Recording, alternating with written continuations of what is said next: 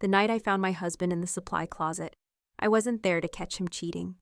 I was sitting in my car behind the restaurant because he'd texted me, cashing out now, 5 minutes, and 28 minutes later, his phone was going straight to voicemail. That part still gets me, more than I like admitting. He knew I was out there waiting. He knew exactly where I was, because I told him I was in the back lot by the dumpster gate, where I always parked when I picked him up. And he still left me sitting there with the heater running, watching the back door, doing what I'd been doing for months by then, which was making excuses for him fast enough that I didn't have to feel how stupid I looked. My husband Ryan had been a bartender for most of our marriage. Nights, weekends, holidays, all of it. He worked at a place called Miller's Landing, one of those neighborhood restaurants trying to feel nicer than it is.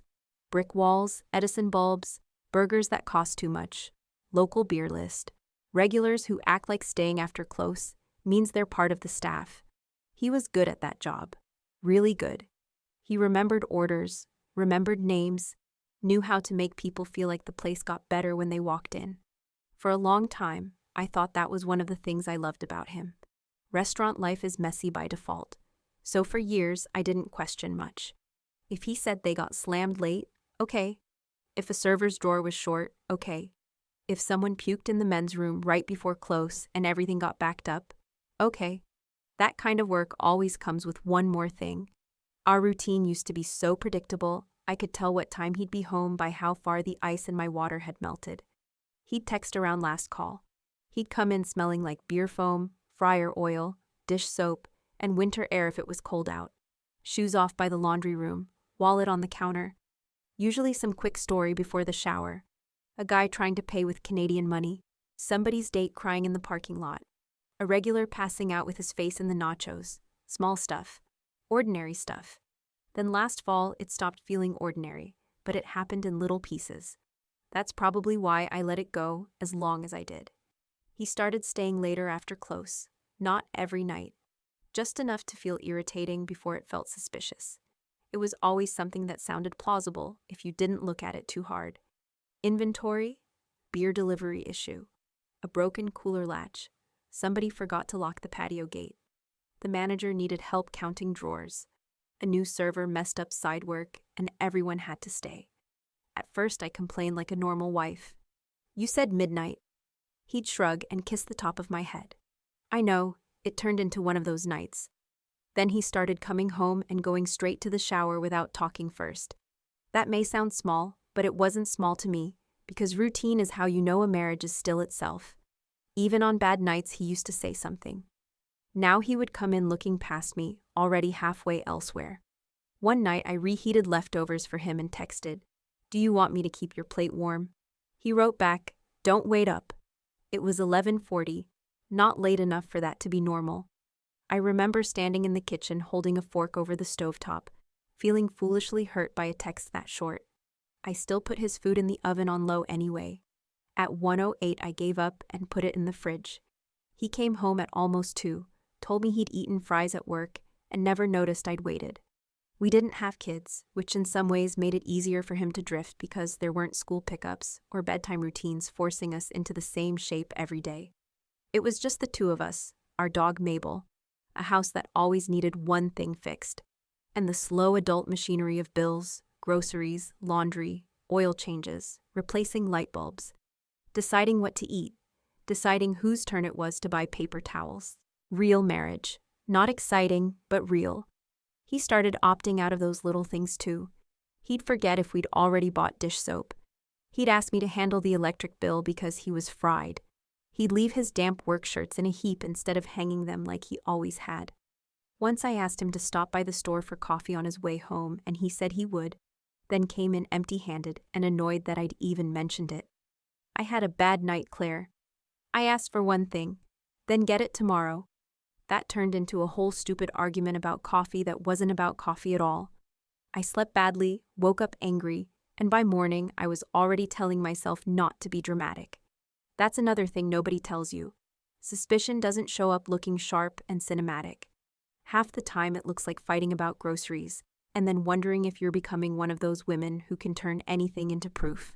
A few weeks later, he started mentioning one of the newer servers more than the others. Tori. Not constantly. That would have been too easy. Just in these little drops. Tori covered patio by herself and didn't complain once. Tori actually knows how to stack glasses right. Tori picked up another double. I swear she's there more than the manager. The only reason I noticed was because Ryan usually talked about coworkers like they were one big annoying cloud. Suddenly one person had a name and a work ethic and stories attached to her. I met her once in daylight when I dropped off his phone charger because he'd left it on the bathroom counter. She was at the service station rolling silverware, young and pretty in a way that didn't look like effort. Ponytail, clear skin, little gold hoops, black non-slip shoes. One of those oversized sweatshirts girls in restaurants throw over their uniform between rushes. She smiled when Ryan introduced us and said, "Oh, hi, I've heard so much about you." Maybe she said that to every spouse. Maybe she didn't. What stuck with me was Ryan's face. He had this quick, bright look, like he wanted the moment to go smoothly too badly. Driving home, I felt old in a mean, petty way. Not old, just married old, mortgage old. Leftover containers in the fridge old. Calendar reminders and dog flea meds old. She looked like the kind of girl who could eat fries at midnight and still wake up with a flat stomach. I'm not proud of that thought, but it was mine. By Thanksgiving, our second car finally died. We kept putting money into that thing because it was easier than replacing it. Then one cold morning, it just wouldn't start again. Since I worked from home most days, and Ryan had his truck, we made it work. Sometimes I'd drop him off. Sometimes, if he'd had a shift beer or didn't want to leave his truck downtown, I'd pick him up after close. That arrangement is what made the pattern impossible to ignore. On nights when Tori wasn't closing, Ryan came out fast. On nights when Tori was on the closing list, I waited. 10 minutes, 15, 20. He'd text, "Almost done." Then, "Manager needed one more thing." Then, phone dying. One Friday he texted me, "Still waiting on Kelly to finish her drawer." I happened to see Kelly, their daytime bartender, posting pictures from her sister's birthday an hour earlier. I knew that only because Kelly followed the restaurant account, and I'd clicked through her story while I was avoiding work. I stared at my phone for a full minute thinking, maybe there are two Kellys. Maybe he means a server. Maybe I am really becoming this person. He came out 17 minutes later, smelling like mint gum and some sweet body spray that was not from our house. Not heavy, just there. I almost said something. Instead, I asked, "Thought Kelly was working lunch." He looked at me for half a second too long. Different Kelly.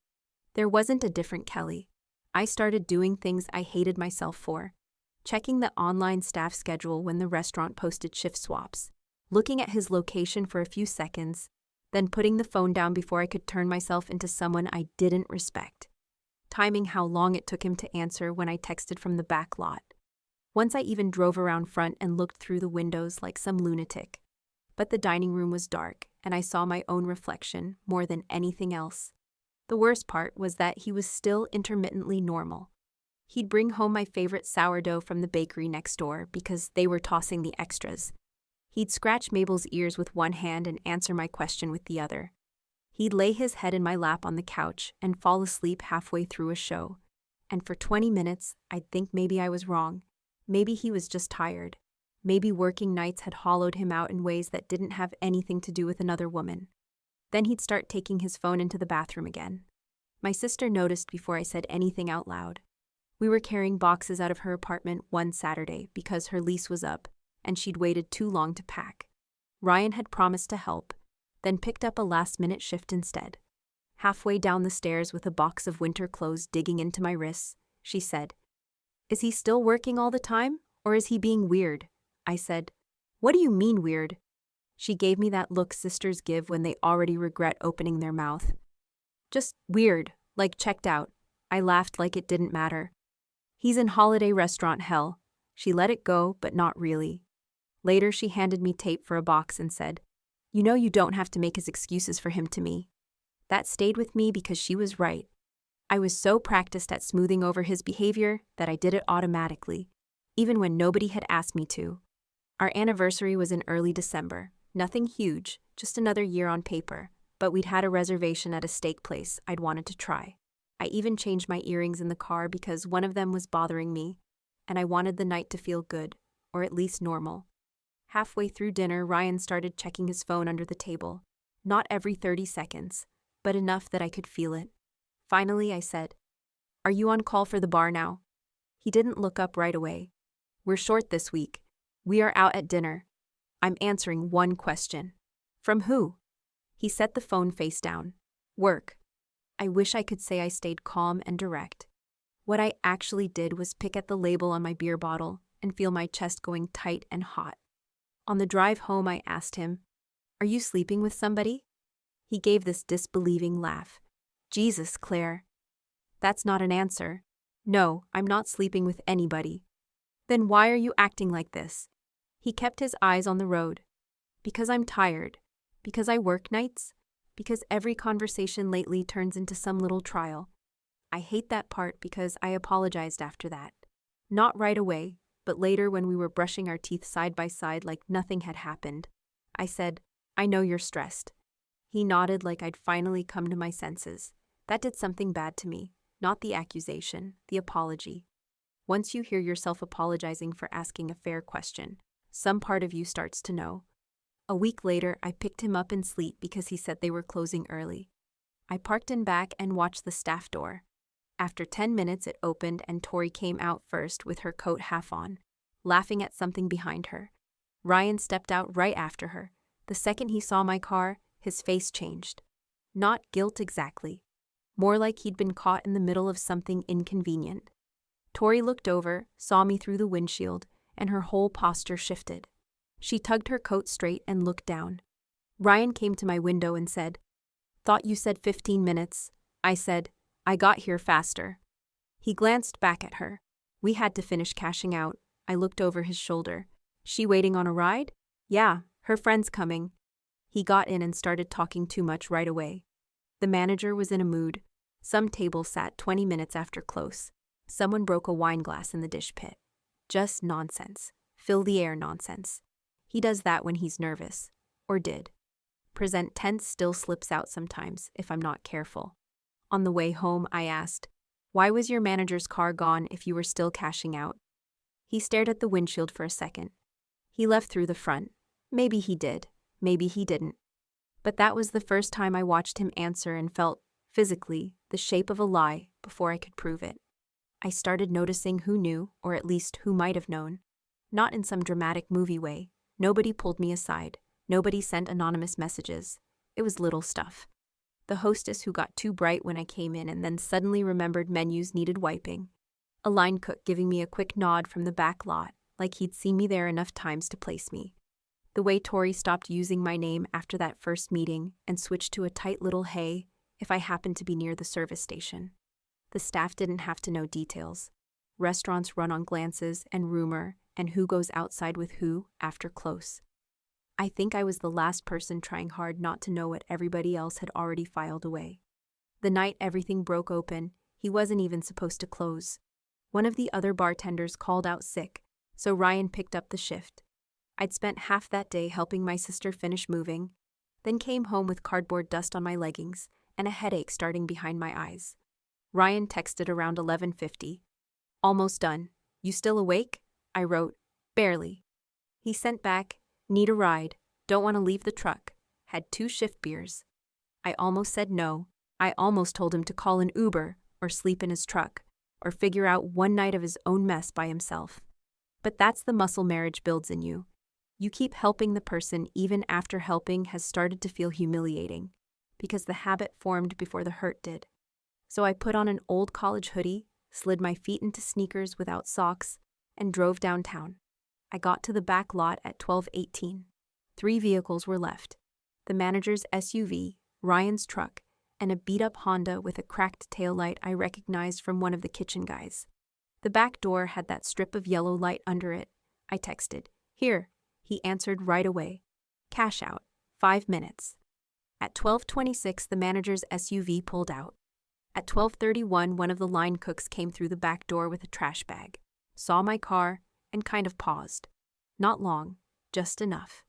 He lifted his hand in a little half-wave and went to the dumpster.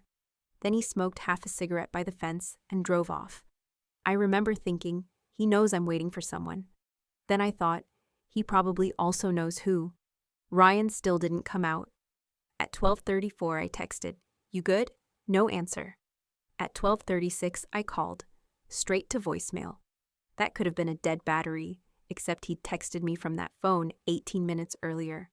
I sat there another minute with both hands on the steering wheel so hard they started to ache. Mabel's leash was on the passenger seat because I'd forgotten to take it out of the car after her vet appointment, and for some reason, looking at that leash made me want to cry. Just this normal dumb pet store leash on top of fast food napkins and grocery receipts, while my husband was somewhere inside deciding I could wait. So I got out. People always ask why you don't just leave. Pride, mostly. Anger. Also because if I had driven away, I knew he'd come home with a story, and I would either have to swallow it or admit to myself that I had driven off because I was afraid of being right. I was tired of being afraid of being right. The back employee door wasn't fully latched. When I pulled it open, warm, greasy air hit me. Bleach, fryer oil, old beer, that sugary syrup smell from the soda station. The restaurant was mostly dark in the way closed restaurants are. Not pitch black, just wrong. Chairs upside down on tables, the music off. A prep light still on in the kitchen. I said his name once. "Ryan." Nothing. I walked through the dish area, my shoes stuck a little on the floor where they'd mopped too fast. His bar towel was by the service well. His phone charger was plugged into the wall behind the POS terminal. That charger is what made my stomach drop all the way, because it meant his phone was in the building, which meant he was in the building, which meant voicemail was a choice. I called again, and this time I heard it. Not ringing, just a muffled vibration somewhere farther back.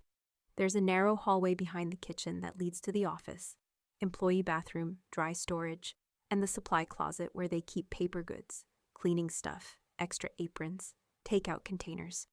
All that unglamorous restaurant crap nobody thinks about until they need it.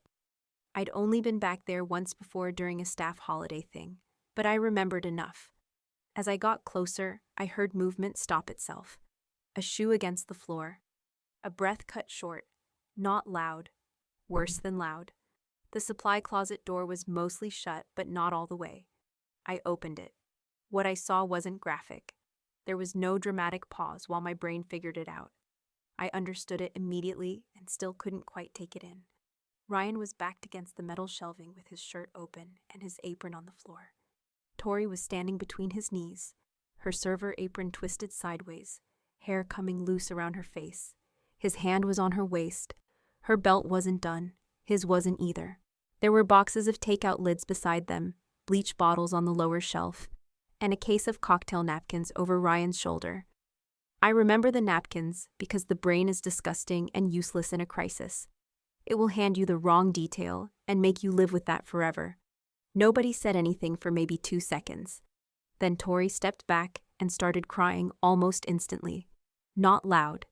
Just her face collapsing in that young, shocked way where you can tell the person still believed, right up until the exact second of consequence, that this would somehow stay contained.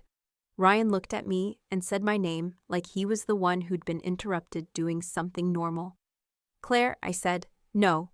That was the whole line. Nothing smart. I didn't have anything smart. I turned around and walked back down the hallway. He came after me and hit the door frame with his shoulder hard enough to make a noise. "Claire, wait." By the back door, he grabbed my sleeve and I jerked away so fast I nearly slipped. "Don't touch me. I can explain." I looked at him then. Really looked. Shirt open, belt half done, restaurant floor grime on his sock because one shoe wasn't on right. And he was standing there saying he could explain. It was so pathetic it almost gave me energy. I said, "You told me 5 minutes." That's the line that came out. Not because it was the deepest thing I felt. Because in that moment it really was the thing. Not just the cheating, the waiting. The fact that he knew I was outside and still sent 5 minutes like I was some harmless background wife-shaped object he could set on pause. He followed me into the lot, still talking. It just happened. It wasn't what I thought. Things had been weird between us. He'd been drinking. He didn't know how to talk to me lately. That last one almost made me laugh in his face. He had managed to talk to me plenty. He just used those conversations to keep me in the car. I got in, locked the doors, and he stood outside the passenger side with both hands up like a cop had stopped him. He said, "Are you seriously leaving me here?" I didn't have some perfect answer for that either. I just rolled the window down enough to say, "Figure it out." Then I drove home. I had to pull into a gas station 2 lights later because my hands were shaking too hard. There was a guy in paint-stained work pants buying cigarettes inside, and some girl laughing near the air pump with her phone in her hand. And the ordinariness of that almost made me throw up.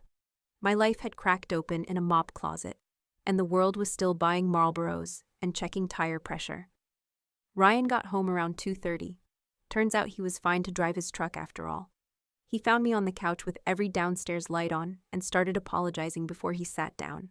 "Sorry, stupid. Mistake. Didn't mean for it to happen like that." He kept saying "like that," as if another version of cheating in a supply closet would have been easier to hear. I asked him one question. "How long?" He rubbed both hands over his face and said, "A few weeks." I said, "Don't do that." He looked at me. "Do what?" "Give me the smallest answer you think I'll survive." Then he got quiet, which told me enough. He admitted it had started with hanging out after shifts, then sitting in her car, then kissing, then more. He said he felt old, stuck, tired, like his whole life was work and bills and sleeping weird hours. He said she made him feel noticed. I sat there listening to him explain marriage to me like I hadn't been in the same one. I asked if anyone at the restaurant knew. He said, "I don't think so." That was not true. Maybe nobody had a full timeline, but people knew enough. You don't disappear into a back hallway at close without somebody clocking it eventually. I told him to sleep in the guest room. He stood there for a second, like he was waiting for me to soften because that's what I usually did. I didn't. He took a blanket out of the hall closet and shut the guest room door like he was the injured party. The next morning, he made coffee and poured himself a mug, and not me. That tiny petty thing made me angrier than some of the bigger things. He could wreck my life in the middle of the night and still wake up feeling entitled to the first cup. I stood there in the kitchen in yesterday's hoodie and thought, I genuinely do not know this man. The week after was worse than the actual discovery in some ways. Discovery is sharp. The days after are dull and constant. Ryan cried. He said he would quit. He said he wanted therapy. He said he didn't want to lose me over something this stupid, which was such an insane thing to call it, that I had to leave the room before I said something unforgivable just for the pleasure of hearing it out loud. He did quit, to his credit, or maybe just because the whole place had gone bad for him overnight. Tori stopped working there too. I never found out if she quit or got pushed out. I didn't ask. I couldn't spend one more ounce of myself sorting her motives from his. She was part of it, sure, but she wasn't the one who let me sit behind a building with the heater on while he buttoned his pants. I stayed with my sister for 3 nights, and then came back because I wanted my own bed and my own shower, and because leaving my house to him felt backward. We moved around each other like bad roommates. He overcleaned the kitchen one afternoon, which he never did before, like wiping counters hard enough could become remorse. He Googled therapists at the table. I know that because I saw the tabs open on the laptop. Whether he ever called any of them, I don't know. One morning, I found one of his black bar aprons in the laundry basket and just stared at it. Embroidered name on the front, pen stain in the pocket, smelled like stale citrus and sanitizer. I picked it up with 2 fingers and dropped it straight into the trash. Not in some grand symbolic way. I just didn't want that thing touching the rest of my clothes. The practical parts happened the way practical parts always do. Boring and insulting. Separate accounts. Who keeps the dog? What to do about the lease renewal? Canceling the joint warehouse membership. I filed 6 weeks later because once the shock settled, what was left was worse. Not rage, clarity. He asked to meet for coffee once during the separation and said he wanted us to talk honestly. I almost laughed. Honest was a pretty rich word coming from him. But I went because I wanted to see whether there was anything left in him besides panic. There really wasn't.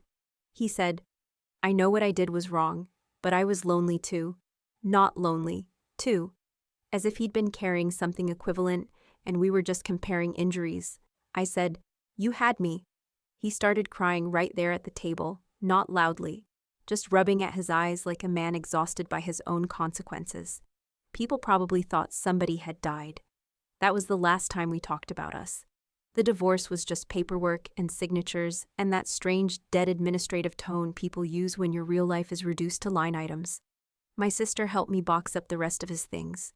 Tool bag, hoodies, a coffee grinder he insisted on buying and then barely touched, a stack of records, socks with holes in them he never would have thrown away himself. All the ordinary evidence of a person who had once lived in my house and expected to keep doing that forever. I wish there was some bigger lesson in it than the one I got. Betrayal looks embarrassing up close, not sexy, not romantic, not worth destroying anything for. It's fluorescent light and bad timing and your husband with one shoe half off telling you to wait 5 minutes. For a while after, I couldn't sit in a parking lot waiting on anybody without feeling sick. If a friend texted, "Be right there," and it turned into 10 minutes, I'd start watching doors. That faded. Mostly, what didn't come back was that automatic little trust people live on without noticing. The kind that says if somebody tells you they're almost done, they probably are. If they say their phone died, maybe it did. If they ask you to come get them, they're actually ready to be gotten. Now if somebody says 5 minutes, I wait until I see them before I put the car in park.